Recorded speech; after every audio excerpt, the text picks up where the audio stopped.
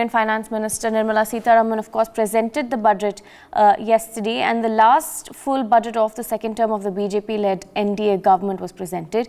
Now, Prime Minister Modi lauded this particular budget. He says it provides a foundation to fulfill the resolve for a developed India. This is what the Prime Minister has said. Now, the BJP leaders, including Union Ministers Amit Shah, Rajnath Singh, also hailed the budget as the Amrit Kal budget, of course, forward-looking budget for the Amrit Kal in the year of the Azadi Ka Amrit Mahotsav that is being celebrated in India. This, of course, is the latest that we're getting from what the budget brings. Let's in fact listen in to what these top leaders have to say on the union budget. इसमें सहूलियत हमारे साथ बातचीत करने के लिए केंद्रीय मंत्री स्मृति ईरानी जी हैं। स्मृति ईरानी जी, ये जो बजट था इसमें मिडिल क्लास का खास ध्यान रखा गया। मिडिल क्लास, महिला, वरिष्ठ नागरिक, युवा और राष्ट्र की जो फ्यूचरिस्टिक नीड्स है उसका ख्याल रखा गया। इसलिए प्रधानमंत्री जी का आभार और वित्त मंत्री जी। विपक्ष बार बार कह रहा है चुनावी बजट है मैम। मैं इतना ही कहूँगी, ये बजट हमारे नागरिकों का बजट है। इसमें सहूलियत वरिष्ठ नागरिकों को, विशेष सम्मान महिलाओं को, विशेष सम्मान युवा पीढ़ी को, और साथ ही साथ विशेष जो फ्रेमवर्क हमारे कैपिटल एक्सपेंडिचर को दिया गया उससे भारत प्रफुल्लित है। भले ही विपक्ष गृहिणी खुश है मैम, एज अ गृहिणी। मैं इतना ही कहूँगी, चाहे वो महिला हो, वरिष्ठ नागरिक हो, चाहे युवा पीढ़ी हो, आज आप टैक्स एग्जेम्पशन तक अपने आप को सीमित ना रखें। बच्चों के लिए भी जिस सरकार की ऐसी सोच हो कि आप डिजिटल लाइब्रेरी और ज़िलों में व्यवस्था करें कि हमारे बच्चे पढ़ें, आगे बढ़ें, मुझे लगता है ये न सिर्फ अर्थशास्त्र की दृष्टि से एक अच्छा बजट है, मानवीय दृष्टि से भी इस बजट की सराहना होनी चाहिए। बहुत शुक्रिया। बजट पेश कर दिया गया है, लेकिन आखिरकार बजट किस तरह का है? हमारे साथ पावर मिनिस्टर आर.के. सिंह हैं। आर.के. सिंह, जिस तरह से बजट पेश हुआ है इसे किस तरह से देखते हैं? मैं सामूहिकता में पहले बात करूंगा। ये आउटस्टैंडिंग बजट, इसमें आप देखेंगे तो कंसर्न है जो लोएस्ट डिनोमिनेटर है, जो कि सबसे पिछड़ा वर्ग है, उससे लेकर करके आर्टिफिशियल इंटेलिजेंस तक, ये पूरे गैमेट को कवर करती है। ये इसमें एकलव्य विद्यालय के लिए चिंता है, जो अति पिछड़े, ये सबसे जो पिछड़े ट्राइबल कम्युनिटीज हैं उनकी चिंता है, और आर्टिफिशियल इंटेलिजेंस की चिंता है। यह बजट है फॉरवर्ड लुकिंग, लेकिन सबको साथ लेकर के आउटस्टैंडिंग। आर.के. सिंह साहब, अगर बात किया जाए स्पेसिफिक रूप से आपके विभाग का, जो इसमें कई बातें वित्त मंत्री ने कही, आप अपने विभाग के बारे में आप देखिए, ये हमारे विभाग में हमारा जो बजट है उसमें एक वॉपिंग इंक्रीज हुआ है। हमारे पावर के बजट में इंक्रीज हो गया है करीब 30%, 35%। हमारे रिन्यूएबल एनर्जी के बजट में भी करीब उतना ही इंक्रीज हो गया है, तो बजट एक इंक्रीज किया है। उसके बाद फिर नए आयाम जुड़े हैं इसमें। एक तो जैसे हमारे रिन्यूएबल एनर्जी की बात करते हैं, अब हम जा रहे हैं round the clock renewable energy के लिए।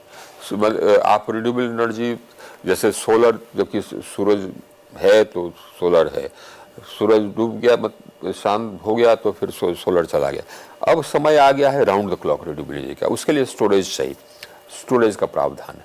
इसमें हम दुनिया में अग्रणी हैं round the clock renewable energy में, और हम जो कदम ले रहे हैं वो कदम दूसरे कंट्री अब शुरू ही कर रहे हैं। आम बजट निर्मला सीतारमण जी ने पेश किया। हमारे साथ बातचीत करने के लिए फारूक अब्दुल्ला साहब, बजट जो था, जो स्लैब पड़ा है, क्या चुनावी बजट है ये 24 को देखते हुए और राज्यों के चुनाव को देखते हुए? जनाब, जब ये चाहेंगे चुनाव ये करेंगे, इनकी मर्जी। बजट हर वक्त ऐसा ही होता है, कोई नई चीज़ तो है नहीं। जम्मू एंड कश्मीर और लद्दाख रीजन के लिए भी अलग अलग तरीके से दिया गया है डेवलपमेंट के लिए। आप आइए देखिए कितना डेवलपमेंट हुआ है। साथ ही साथ ट्राइबल के लिए, बैंकिंग के लिए स्लैब बढ़ाया, मिडिल क्लास को फोकस किया था, 5 लाख से बढ़ाकर 7 लाख क्लास बिल्कुल डिसअपियर हो गया। बजट को कितने नंबर से जनाब, मिडिल क्लास है ही नहीं। बजट को आप गरीबी में आ गए। बजट को कितने नंबर देंगे सर? बजट ठीक है, चलता है बजट। अब मुझे घर जाने दीजिए। बहुत शुक्रिया। फारूक अब्दुल्ला साहब कह रहे हैं कि ये चुनावी बजट है। Rakesh Tandon, India news Delhi. निर्मला सीतारमण ने इस सरकार का पूर्ण बजट पेश किया। हमारे साथ बातचीत करने के लिए लोकसभा में कांग्रेस के नेता अधीर रंजन चौधरी जी हैं। दादा, सरकार कह रही कोशिश यही थी कि हर वर्ग को टच किया जाए, मिडिल क्लास को, यूथ को, फार्मर्स को, ट्राइबल्स को। आपका मत? देखिए, बड़े उम्मीद लेके आज भी मैंने सुबह सदन के अंदर आए थे और जब सुना कि अमृतकाल की पहली बजट तो सोचा कुछ होने वाला है, बड़ा कुछ होने वाला है, धमाकेदार कुछ होगी। मोदी है तो मुमकिन है, मोदी है तो धमाका है। लेकिन अंत में आप सब देखा तो मेरे को एक ही कहने की, ये एक कहावत है ना कि रंग लगे ना फिटकरी पर, हींग लगे ना फिटकरी पर रंग चोखा होई। तो ये लगता है कि ना हींग लगे ना फिटकरी पर रंग चोखा है। बोलने के लिए बहुत कुछ है लेकिन है कुछ नहीं। अब बहुत दिनों से इस सदन में आते हैं आप लोग, बड़ा बड़ा पत्रकार है, कभी से सुना है कि बजट पेश हो गए और किसानों के बारे में उनकी न्यूनतम सहायक मूल्य की बात नहीं हुई? ऐसा कभी सुना है? लोगों को जो खिलाते हैं हिंदुस्तानियों को, वो किसान के बारे में एक बात नहीं कहे गए कि डिजिटल ये फलाना वो फलाना। डिजिटल तो है हमारा देश में, डिजिटल आज से राजीव गांधी जी के जमाने से डिजिटल दुनिया की ओर हम जा रहे हैं धीरे धीरे धीरे धीरे। इसमें कोई नया मसला नहीं हो, तो होते रहेंगे, दुनिया में हो रहे हैं, हमारे देश में भी होगी।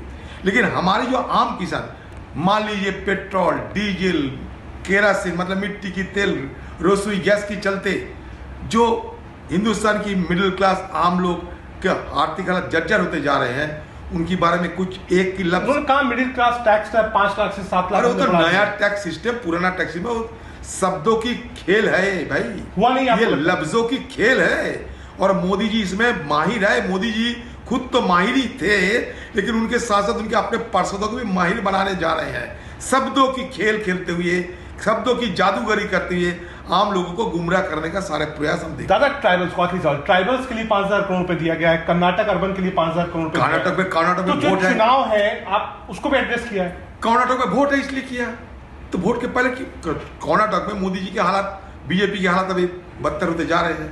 उसको मालूम है कि कर्नाटक हाथ से फिसलने वाला है, निकलने वाला है। तो चलो अभी कुछ तो लुभावन की काम किया जाए, लोगों को गुमराह करो, लोगों को लुभापन। Right, you heard those leaders, both the ruling party and the opposition, talk about the budget, see how they perceived it. I have my colleague Rakesh joining us in the broadcast. Rakesh, now because you've spoken to several of these top leaders as well, take us through now what the main points that the opposition is bringing out when it comes to the budget and why their criticisms of it, in fact. देखिए, जहाँ तक विपक्ष का सवाल है, तो लेकर विपक्ष का ये पूरी तौर पर जो है तो लोगों को, चाहे युवा, चाहे महिला, उसके लेकिन ये है कि अगर ऊपर तक कोशिश की गई है। All right, we'll try and sort that connection with my colleague. There seems to be an issue with that connection, but of course, you just heard the conversations that my colleagues have had with both ruling party and opposition leaders. Of course, the focus of the opposition's criticisms is the fact that is around unemployment and inflation is what we're learning. Of course, you did hear them at this point. We'll try and get my colleague back on the broadcast to take you through the political war of words also that is ensuing after the budget. Of course, politics after the big budget is not unexpected. We are of course seeing that play out as well, but earlier as well we'd seen that unemployment was one of the major issues that was brought up in last year's budget as well. Rakesh, now take us through what the opposition's criticisms are. Is unemployment one of the major issues, and what are they saying? देखिए, जहां तक विपक्ष का सवाल है, विपक्ष का साफ तौर पे कहना है कि चाहे युवा हो, किसान हो या आम, उसको ध्यान में नहीं रखा गया। लेकिन अगर बजट के पूरे जो बिंदुओं पर जाएंगे तो चाहे निम्न तबका हो, चाहे ऊपर वाले की कोशिश की गई है, महिला, किसान, युवा, तो तमाम चीजों को ध्यान में रखा गया है। लेकिन विपक्ष को ये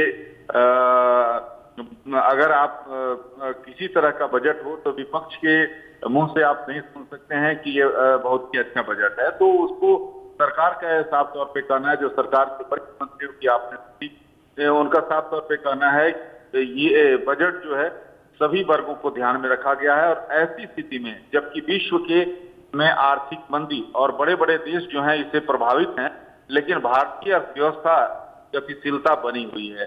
तो ये जरूर है और विपक्ष द्वारा इसकी आलोचना की गई है, लेकिन हकीकत ये है और विशेषज्ञ भी मानते हैं कि ये बजट सभी चीजों को ध्यान में रखकर बनाया गया है।